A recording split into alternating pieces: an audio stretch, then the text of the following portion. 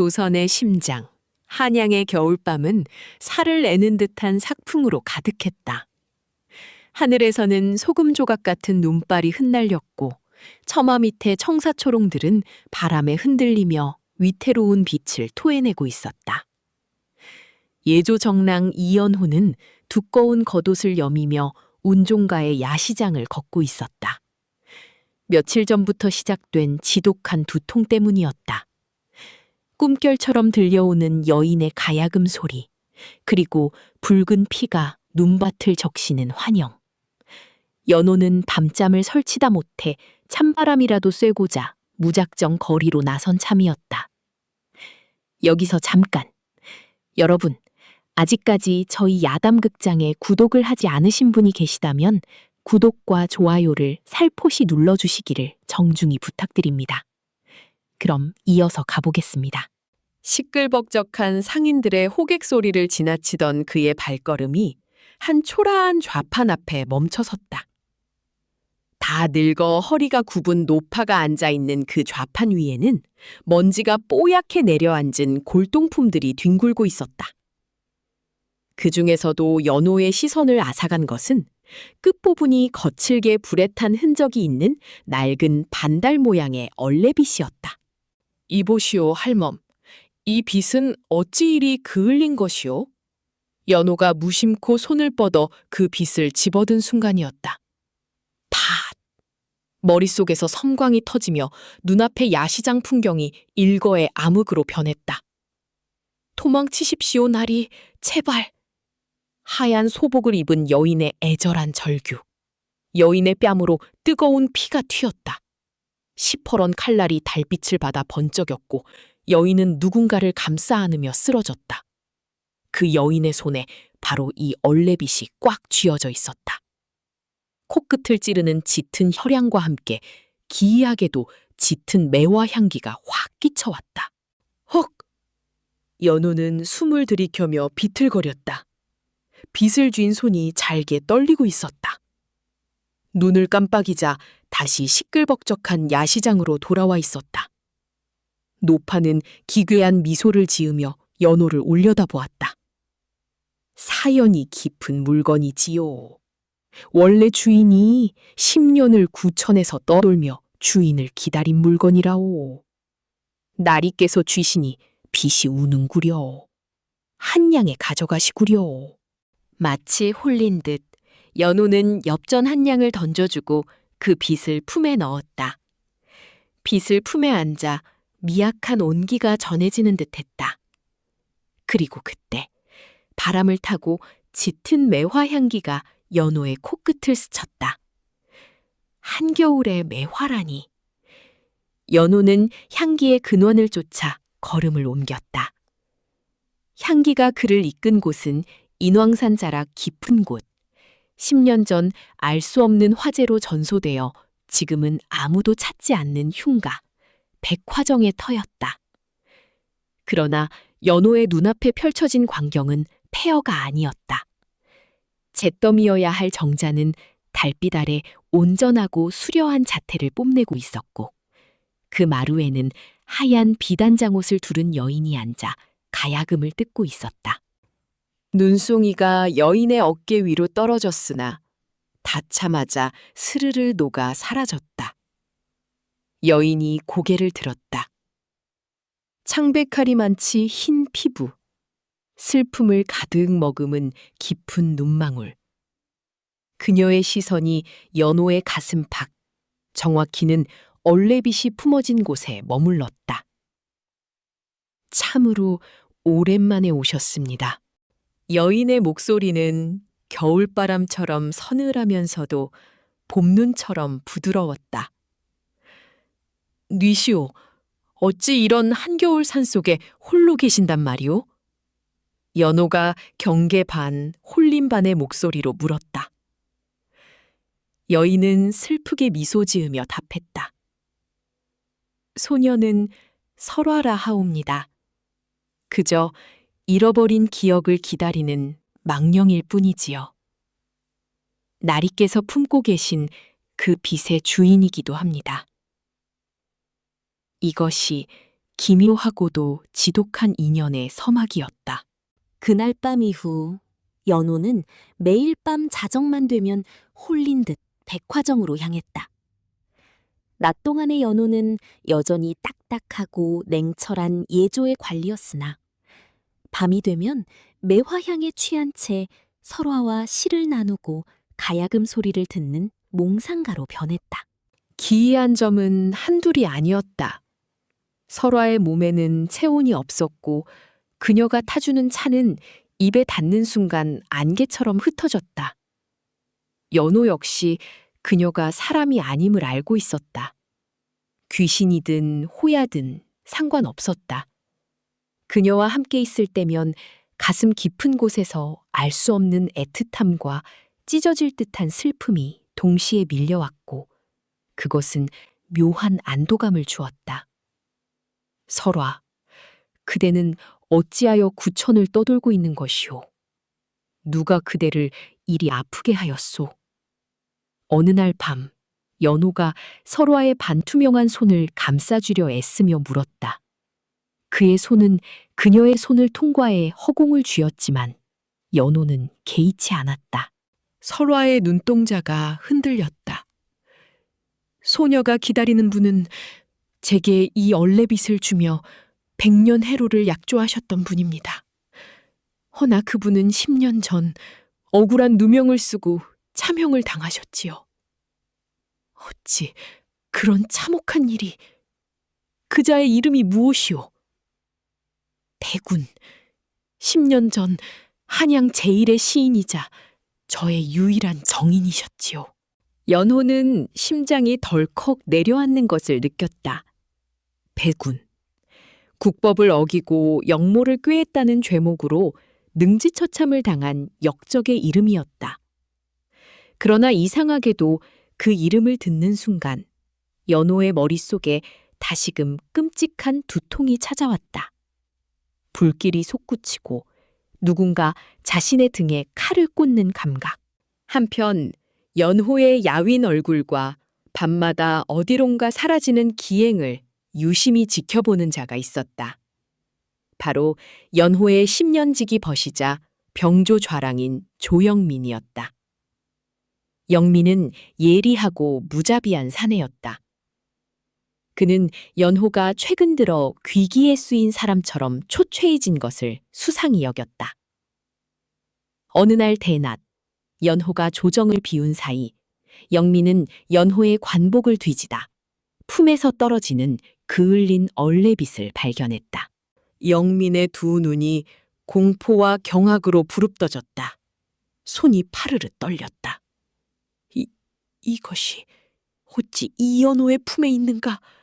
이것은 10년 전 그날 밤 백화정과 함께 불태웠을 터인데. 영민의 뇌리에 10년 전의 끔찍한 기억이 스쳐 지나갔다. 백운과 설화. 그 두 사람을 역모로 엮어 관군을 이끌고 덮쳤던 자가 바로 영민 자신이었다. 출세를 위해 벗이었던 백운을 밀고 하고 그가 사랑했던 기녀 설화를 무참히 베어버린 후 불태운 자. 영민은 이를 악물었다. 이 연호, 네 놈이 어찌 그 망령들의 물건을 가지고 있단 말이냐? 그날 밤 영민은 몰래 무사들을 이끌고 인왕산으로 향하는 연호의 뒤를 밟기 시작했다. 자정의 백화정. 눈은 더욱 거세게 내리고 있었다. 연호가 정자에 도착했을 때 설화의 모습은 이전보다 훨씬 희미해져 있었다. 그녀의 몸 절반은 이미 투명해져 흩어지고 있었다. 설화, 어찌 된 것이오? 몸이... 연호가 다급하게 소리치자 설화가 슬픈 미소를 지으며 고개를 가로저었다. 딸이, 저의 시간이 다 되어갑니다. 10년의 원한을 품고 이승을 버텼으나 이제야 알겠습니다. 제가 기다리던 분은 영영 오지 않는다는 것을요. 아니, 어쩌면 처음부터 제 곁에 계셨는지도 모르지요. 그게 무슨 소리요? 나리께서 저를 불쌍히 여겨주신 덕에 저는 따뜻했습니다. 허나 이제 현실을 마주하셔야 합니다. 환영이 깨어지고 있습니다. 그 순간이었다. 이 역겨운 요괴녀나 기어이 산 사람의 양기를 빨아먹으려 드는구나. 어둠 속에서 조영민이 살기를 뿜어내며 들이닥쳤다. 그의 뒤로 칼을 빼든 무사 대여섯 명이 정자를 포위했다. 연호는 크게 놀라 설화를 등 뒤로 감싸며 영민을 노려보았다. 영민아, 내가 어찌 이곳에? 칼을 거두어라. 이 여인은 아무 죄도 없다. 영민은 기가 막힌다는 듯 광소를 터뜨렸다. 이 미친놈아, 똑바로 보거라. 네가 있는 곳이 정자도냐? 그건 흉가의 잿더미일 뿐이다.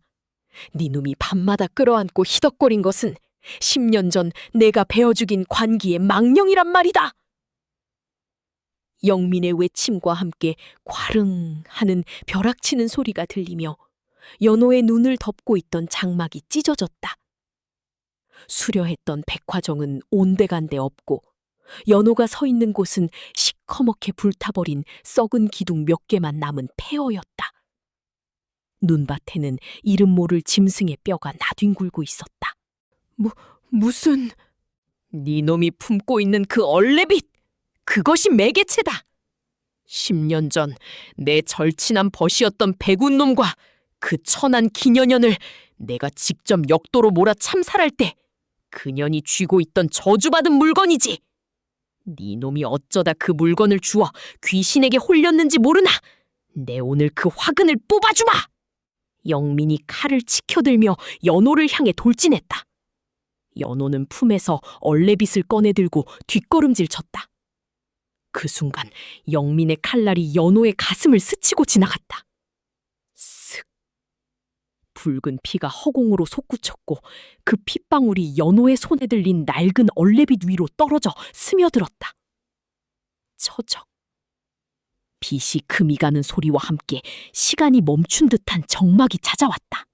얼레빗이 연호의 피를 머금고 갈라지는 순간 연호의 머릿속을 짓누르던 거대한 둑이 무너져 내렸다. 그것은 단순한 잔류사념이나 환영이 아니었다. 누군가의 타자화된 기억이 아니라 자신의 영혼 깊은 곳에 봉인되어 있던 자신의 기억이었다. 10년 전 백화정. 피투성이가 된 백운이 바닥에 쓰러져 있었다. 그의 앞에는 영민이 피 묻은 칼을 든 채 조소하고 있었다. 백운, 네 재주가 너무 뛰어나서 내 자리가 없지 않으냐. 네 죽음이 나의 출세길이 될 것이다. 그때 설화가 달려와 백운을 감싸 안았다. 영민의 칼이 설화의 등을 무자비하게 갈랐다. 설화는 피를 토하면서도 품에서 얼레빗을 꺼내 백운의 손에 쥐어주었다. 다음 생이 있다면 이 빛을 쥐고 저를 찾아주십시오, 서방님. 백운의 목이 떨어져 나가는 순간 백운의 찢겨나간 혼백이 어딘가로 빨려 들어갔다. 그것은 산부인과에서 숨이 멎어가던 어느 명문가의 갓난아기, 바로 이 연호의 몸이었다. 현실로 돌아온 연호의 눈에서 시뻘건 핏방울이 눈물처럼 흘러내렸다. 그는 조영민의 벗 이연호이기도 했으나 동시에 10년 전 영민에게 배신당해 죽은 천재 시인 백운의 환생이자 기억을 잃은 영혼 그 자체였다.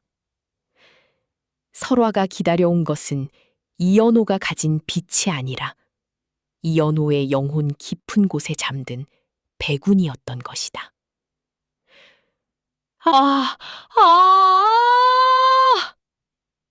연호의 입에서 짐승 같은 울부짖음이 터져나왔다. 그 처절한 비명에 인왕산 전체가 흔들리는 듯했다. 영민아, 아니 조영민, 이 더러운 놈! 연호의 목소리가 바뀌어 있었다.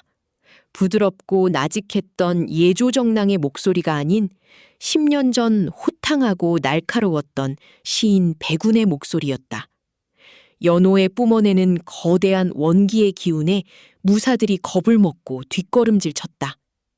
영민은 기함하며 눈을 크게 떴다. 내 놈 목소리가. 내가 죽인 백운이 바로 나다, 영민아. 10년의 세월을 돌아 내 영혼이 내 정인의 무덤 앞에서 다시 눈을 떴구나. 그 순간 희미하게 흩어지던 설화의 형상이 눈부신 백색의 빛을 뿜으며 거대하고 무시무시한 원기의 본 모습을 드러냈다. 하얀 소복은 붉은 피로 물들었고 산발한 머리카락이 바람에 뱀처럼 춤을 추었다. 서방님, 마침내 기억해내셨군요. 설화의 목소리는 수백 명의 원혼이 겹쳐 우는 듯 끔찍하게 울려 퍼졌다. 그녀는 무사들을 단숨에 바람으로 날려버리고 조영민의 목을 보이지 않는 힘으로 옥죄어 허공으로 들어올렸다. 살려! 영민의 얼굴이 보라색으로 질리며 발버둥쳤다. 설화는 차가운 눈빛으로 영민을 찢어 죽일 듯 소나귀에 힘을 주었다. 그러나 그때 연호가 피를 흘리며 다가가 설화의 차가운 손을 감싸 주었다. 이번에는 허공을 가르지 않았다. 연호의 몸 안에서 깨어난 백운의 영혼이 죽은 자와의 경계를 허물며 그녀의 손을 물리적으로 쥔 것이다. 설화, 그만하시오. 서방님, 이 자는 우리를 죽인 원수입니다. 갈기갈기 찢어 구천을 떠돌게 해야 하옵니다. 아니요. 원한에 잡아먹혀 그대마저 지옥의 악귀가 되는 것을 나는 볼 수 없소. 내 이미 기억을 되찾았으니 이자의 죄악은 산자의 법과 나의 손으로 갚을 것이오. 그대는 이제 무거운 짐을 내려놓으시오. 연호 백운의 따뜻한 눈물이 설화의 핏기 없는 손등 위로 떨어졌다. 그 눈물방울이 닿자 설화의 몸을 휘감고 있던 끔찍한 붉은 원기가 눈 녹듯 씻겨 내려갔다. 핏비치던 소복이 다시 투명하고 맑은 비단으로 변했고 그녀의 얼굴에 서려 있던 지독한 고통이 평온함으로 바뀌었다. 힘이 풀린 조영민은 바닥에 나뒹굴며 거품을 물었다. 그는 이미 10년 전 자신이 죽인 수많은 망령들의 환영에 휩싸여 미쳐버린 상태였다. 살려주게, 백운. 내가 잘못했네. 저기 불이 온다. 영민은 허공을 향해 손바닥을 비비며 눈밭을 기어 도망치다 기절해버렸다. 새벽동이 타오고 있었다. 푸르스름한 여명이 인왕산의 폐허를 비추기 시작했다. 조영민의 무사들은 모두 도망쳤고 미쳐버린 영민만이 바닥에 웅크려 짐승처럼 앓는 소리를 내고 있었다. 연호는 바닥에 떨어진 반쪽짜리 얼레빗을 주워들었다. 설화의 형상은 이제 아침 햇살 속에서 거의 보이지 않을 만큼 투명해져 있었다. 하지만 그녀의 얼굴에는 가장 아름답고 환한 미소가 번져 있었다. 서방님, 백운 서방님. 아니, 이제는 이연호 날이시지요. 나는 두 삶을 모두 안고 살아갈 것이요. 그러니 제발 가지 마시오. 환생하여 다시 만나면 되지 않소. 연호가 애달프게 손을 뻗었으나 설화는 살며시 고개를 저었다. 소녀의 멈춰버린 10년은 나리께서 기억해 주신 순간 이미 보상받았습니다. 나리께서는 이번 생에 짊어지신 사명이 있으십니다. 저와 같은 억울한 자들을 구하는 훌륭한 목민관이 되어 주십시오. 그것이 서방님께서 제게 주실 수 있는 가장 큰 사랑입니다. 아침 햇살이 정자터에 완전히 쏟아지는 순간 설화의 형상이 눈부신 수천 개의 백매화 꽃잎으로 변하여 겨울 하늘로 흩날리기 시작했다. 부디 강건하십시오. 나의 영원한 정인이시여. 허공에 흩어지는 짙은 매화 향기 속에서 연호는 오열했다. 두 번의 삶을 살며 유일하게 사랑했던 여인을 두 번 잃은 슬픔이 눈밭을 적셨다. 하지만 그의 가슴 속에는 더 이상 알 수 없는 공허함이나 두통은 남아있지 않았다. 그로부터 수년 후, 조정을 발칵 뒤집은 큰 사건이 있었다. 병조좌랑 조영민이 과거 자신의 권력을 위해 조작했던 백운 영모 사건의 전말이 밝혀진 것이다. 이 모든 증거를 모아 탄핵을 주도한 이는 다름 아닌 예조정랑 이연호였다. 미쳐버린 조영민은 옥사에서 자신의 목을 졸라 스스로 목숨을 끊었다고 전해진다. 봄이 찾아온 한양, 어느 볕 좋은 날. 이조참의로 승천한 이연호는 홀로 인왕산 백화정터를 찾았다. 흉가였던 그곳에는 어느새 연호가 직접 심은 백매화나무 한 그루가 흐드러지게 피어 세상을 하얗게 덮고 있었다. 연호는 매화나무 뿌리 아래 소중히 품고 다니던 반쪽짜리 얼레빗을 꺼내어 가만히 묻어주었다. 바람이 불자 매화꽃잎이 마치 누군가의 부드러운 손길처럼 연호의 뺨을 스치고 지나갔다. 연호는 하늘을 올려다보며 희미하게 미소 지었다. 기다리오. 이 생의 인연이 다하여 내가 그곳으로 가는 날, 그 빛의 반쪽을 찾아 내 손으로 그대의 머리를 빗겨주리라. 조선의 역사에는 기록되지 않은 삶과 죽음, 전생과 이승을 뛰어넘은 기묘하고도 지독한 사랑 이야기는 그렇게 붉은 매화 향기 속에 조용히 스며들었다.